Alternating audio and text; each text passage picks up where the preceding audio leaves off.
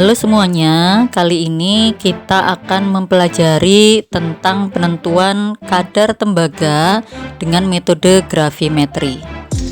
Alat dan bahan yang perlu kita persiapkan adalah cawan krus,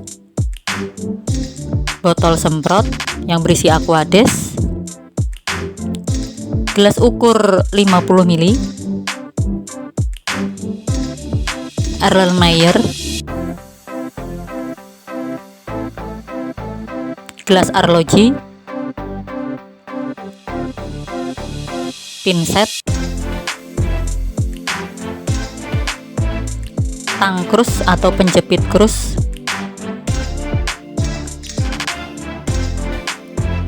pipet volume 2 ml,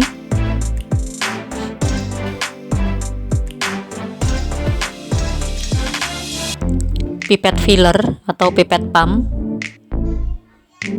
pengaduk kaca, pipet tetes, beker gelas ukuran 250 ml, corong gelas, desikator, pembakar bunsen, kertas saring, indikator lakmus merah. Untuk bahan kita sediakan NaOH4n, kemudian sampel tembaga, H2SO4 3N, dan BaCl2 0,1 m. Nah, berikut kita pelajari bagaimana prosedur untuk menganalisis kadar tembaga dengan metode gravimetri. Langkah pertama yang harus kita lakukan adalah mempersiapkan cawan krus. Cawan krus kita pijarkan dulu kurang lebih 30 menit. Setelah itu kita biarkan dulu di udara terbuka kurang lebih 5 menit.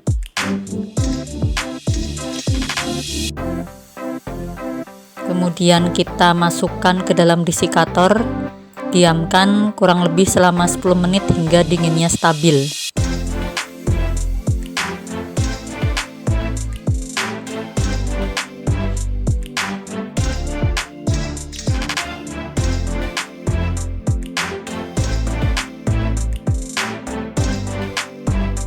Nah, setelah itu kita timbang cawan krus tersebut.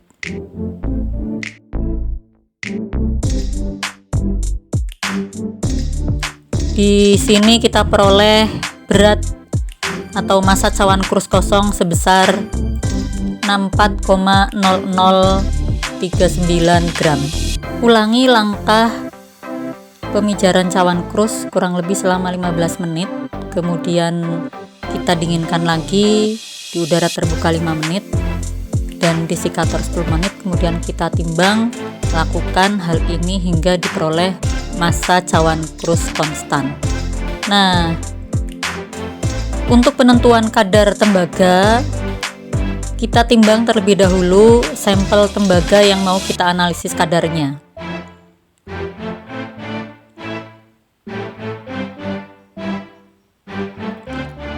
Kita timbang sampel kurang lebih sebanyak 0,3 gram.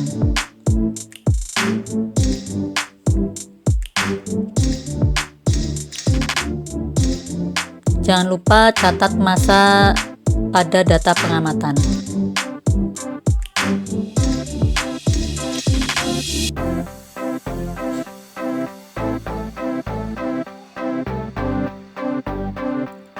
Sampel yang sudah kita timbang kemudian kita larutkan dengan menggunakan Aquades di dalam beker gelas.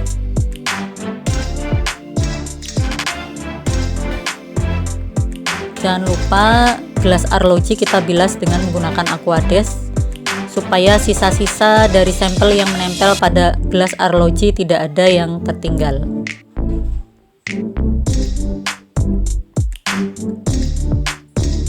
Tambahkan Aquades 50 ml, larutkan, kemudian tambahkan 2 ml H2SO4 3N ke dalam larutan sampel tadi. yang bertujuan untuk meningkatkan kelarutan dari sampel.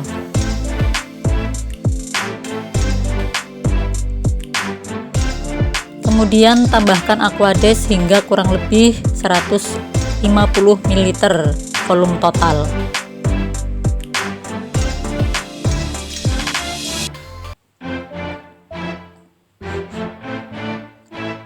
Nah, kemudian kita didihkan larutan sampel tersebut di atas hot plate untuk meningkatkan kelarutan dari sampel tersebut.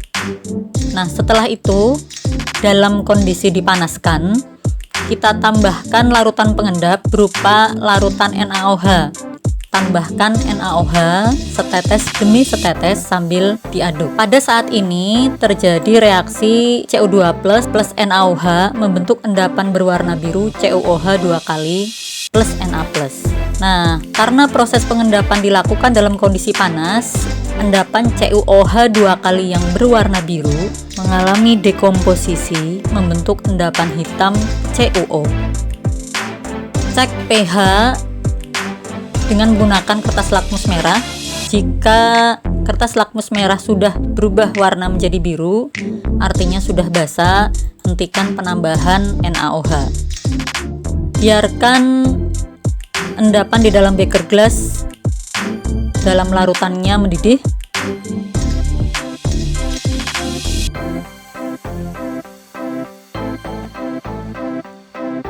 Kemudian kita digest kurang lebih 30 menit untuk memantapkan endapan dari CuO tadi. Nah, jika larutan bagian atas sudah jernih, kita tetesi dengan larutan pengendap NaOH untuk memastikan kesempurnaan pengendapan. Jika tidak keruh di bagian atas, berarti Cu telah mengendap secara sempurna. Nah, setelah didigest, kita lakukan proses penyaringan.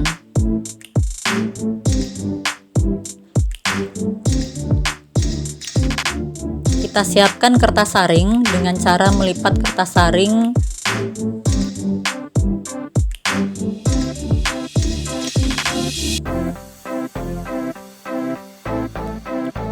kemudian kita tempatkan di atas corong.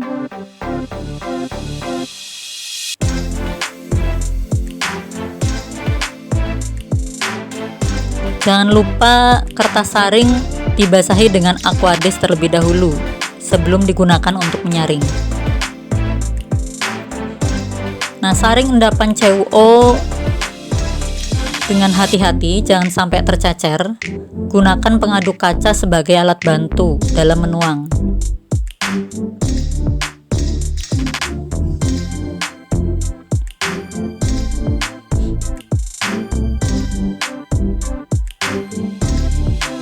Pastikan semua endapan terpindahkan ke atas kertas saring.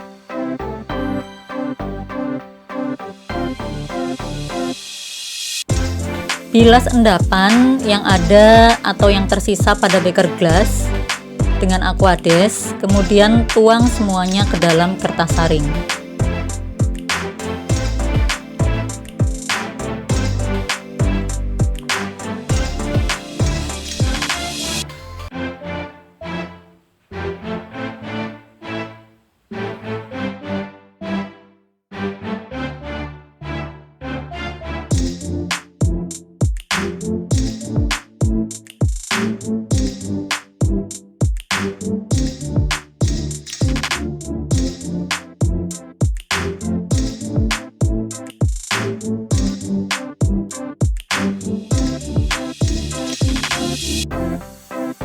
Jika semua endapan telah tertuang ke dalam kertas saring, langkah berikutnya adalah mencuci endapan dengan menggunakan Aquades panas.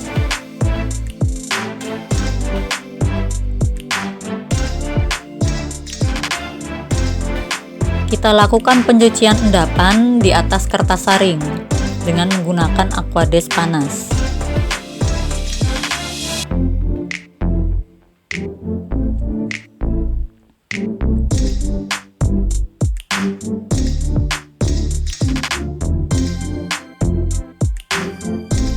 Lakukan proses pencucian berkali-kali untuk memastikan tidak ada pengotor yang menempel pada endapan.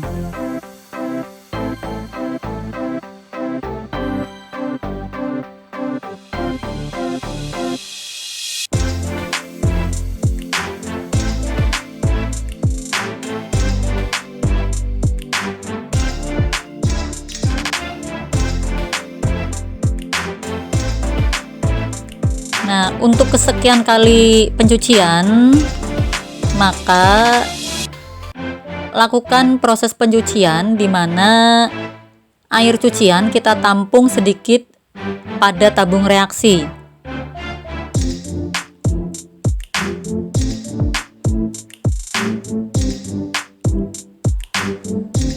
Nah, kemudian air cucian yang tertampung di tabung reaksi tersebut kita tetesi dengan BaCl2. Tujuan dari proses ini adalah untuk mengecek apakah endapan sudah bebas pengotor atau belum, terutama dari ion sulfat yang berasal dari H2SO4 pada proses awal. Nah, jika pada saat penambahan BaCl2 tidak terbentuk kekeruhan atau endapan putih, berarti endapan sudah bersih atau sudah bebas dari pengotor sulfat. Nah, jika proses pencucian sudah selesai, kita lipat kertas saring yang berisi endapan tersebut, kemudian kita masukkan ke dalam cawan krus yang sudah kita siapkan tadi.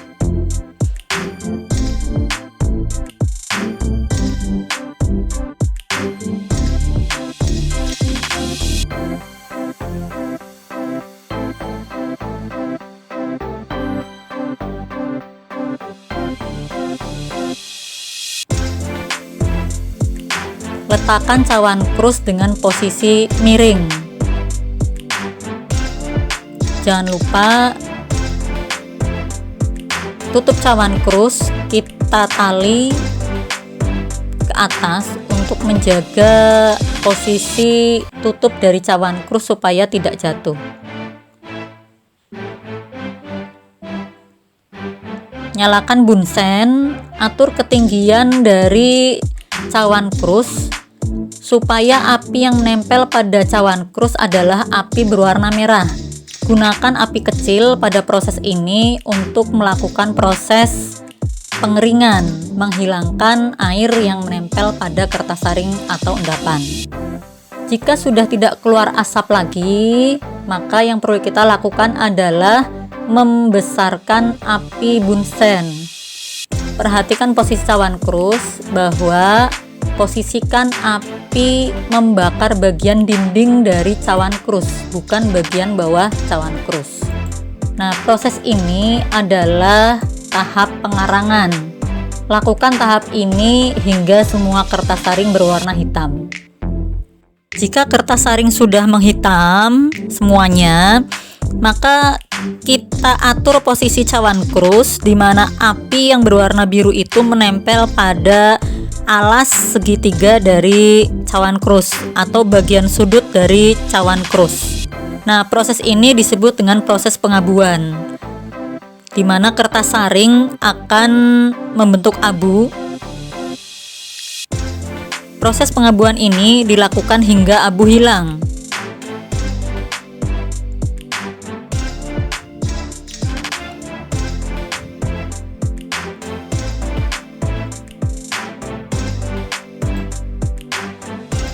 Atur api dengan suhu maksimal, di mana tingkat oksidasi api biru menempel pada sudut bawah dari cawan krus. Proses ini dilakukan hingga tidak ada endapan yang berwarna hitam, terutama bagian pinggir-pinggir atau bagian samping dari endapan utama, yaitu endapan CuO. Lakukan hingga semua endapan berpijar. Jika tidak ada endapan hitam lagi, maka buka tutup dari cawan krus. Kemudian atur posisi cawan krus tegak lurus tanpa ditutup. Naikkan suhu dari bunsen dengan mengatur besarnya api. Pijarkan endapan kurang lebih 30 menit. Jika semua endapan berwarna merah, artinya berpijar, selama 30 menit ini selesai, matikan bunsen. Biarkan di udara kurang lebih 5 menit. Kemudian kita masukkan ke dalam desikator kurang lebih 10 menit. Lalu kita timbang cawan krus yang berisi endapan tersebut. Jangan lupa kita catat sebagai massa endapan plus massa cawan krus. Nah, di sini kita peroleh sebesar 64,1070. Ulangi langkah pemijaran cawan krus. Lakukan hal ini hingga diperoleh massa cawan krus konstan. Nah, perlu kita ketahui bahwa pada dasarnya prinsip kerja dari proses ini adalah sampel dilarutkan terlebih dahulu. Kemudian ion tembaga yang terlarut kita endapkan dengan menggunakan basa kuat, membentuk endapan biru dari CuOH 2 kali yang mengalami dekomposisi membentuk endapan hitam CuO. Nah, untuk menghitung kadar dari tembaga di dalam sampel, kita gunakan rumus ArCu per MrCuO dikalikan massa CuO dibagi dengan massa sampel kali 100%. Nah, sebagai contoh dari perhitungan di dalam praktikum ini, kita hitung terlebih dahulu berapa massa endapan yang kita peroleh sebagai massa CuO. Nah, massa CuO kita hitung dari massa cawan krus plus massa endapan dikurangi dengan massa cawan krus kosong. Di sini kita peroleh 64,1070 dikurangi 64,0032. Kita peroleh sebesar 0,1038. Nah, kadar Cu kita hitung dari ArCu per MrCuO, berarti 63,5 dibagi 79,5 dikalikan massa endapan sebesar 0,1038 dibagi dengan massa sampel sebesar 0,3092 kali 100%. Nah, maka kita peroleh kadar Cu sebesar 26,8%. Oke, demikian pembahasan kita kali ini. Thank you for watching. Jangan lupa like and subscribe Lasimi Channel. Sampai jumpa.